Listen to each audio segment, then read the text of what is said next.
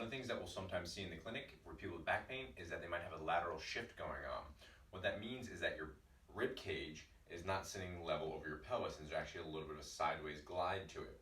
So you can imagine how when those aren't stacked up well, that would be uncomfortable and painful. So the way that's going to present is if I was shifted with my rib cage to the right, as I might be slightly shifted here. Now this is a little exaggerated for an example, but the way you would see that is, you can see this arm window is kind of big on one side and very narrow on the other side, right? So if you check yourself out in the mirror and you see that, this might be happening. So what we would do for that is we want to get that shift to go back the other way.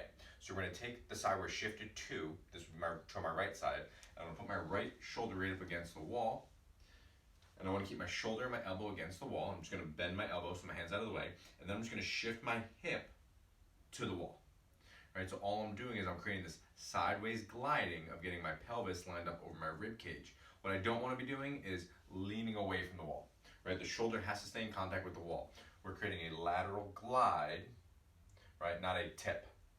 Okay, so if we're in this position, we put up against the wall and we laterally glide. So that would be how we do a lateral shift to the right side.